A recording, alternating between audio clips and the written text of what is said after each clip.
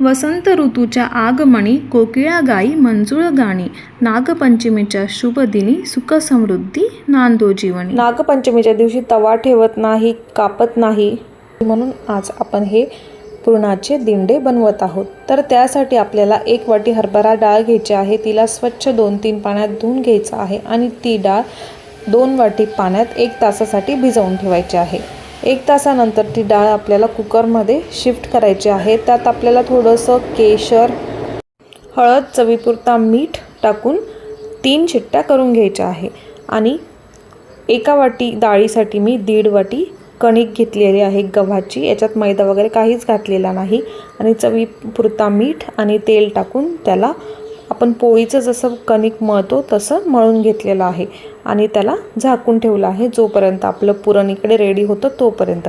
आता डाळही आपली छान शिजून गेलेली आहे। आता डाळीमध्ये जेवढं पाणी शिल्लक आहे तेवढं पाणी गाळून घ्यायचं आहे, म्हणजे पुरणाला जास्त पाणी सुटणार नाही। पाणी गाळून झाल्यानंतर कढईमध्ये 1 चमचा साजूक तूप टाकून ती डाळ आपल्याला त्यामध्ये परतवून घ्यायची आहे आणि तिचं पूर्ण पाणी सुकवून द्यायचं आहे।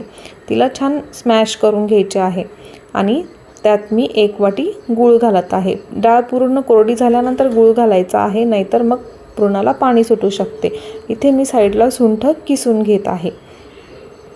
गूळ अगदी बारीक चिरून घालायचा आहे, म्हणजे आपल्याला जास्त कष्ट घ्यावे लागत नाही। त्यात मी आता वेलची आणि सुंठ पावडर घातलेली आहे आणि चमचा उभा करून बघितला आहे। चमचा उभा झाला म्हणजे आपलं पुरण रेडी आहे। आता पुरण थंड करून आपण दिंडे बनवण्यास घेऊया। कणिकही छान मुरलेली आहे आपली। आता पेढे असतात, पेढ्या एवढे छोटे छोटे लाट्या घ्यायच्या आहेत आणि त्या तूप लावून बारीक लाटून घ्यायच्या आहे। जवळजवळ पुरीच्या आकाराची ही पोळी लाटायची आहे। जास्त जाडही लाटायची नाही आणि जास्त बारीकही लाटायची नाही। खूप जास्त जाड लागली तर कणिक खाल्ल्यासारखं वाटतं आणि बारीक लाटली तर ते वाफवताना फुटू शकतं। आणि पुरण त्यामध्ये व्यवस्थित ॲडजस्ट करून घ्यायचं आहे आणि आपण जसं लिफाफा बनवतो, पॉकेट बनवतो तसंच त्याला फोल्ड करून घ्यायचं आहे आणि हलक्या हाताने प्रेस करून घ्यायचं आहे। अशा प्रकारे आपले हे दिंडे रेडी होतात। आता एखाद्या चाळणीला किंवा स्टीमरला तेल लावून घ्यायचं आहे। तुमच्याकडे जर केळीचं पान असेल तर तुम्ही तेही खाली ठेवू शकता आणि व्यवस्थित त्याला रचून घ्यायचं आहे। खूप जास्त गर्दी करायची नाही, कारण ते नंतर फुगतात, त्यालाही आजूबाजूला जागा लागते।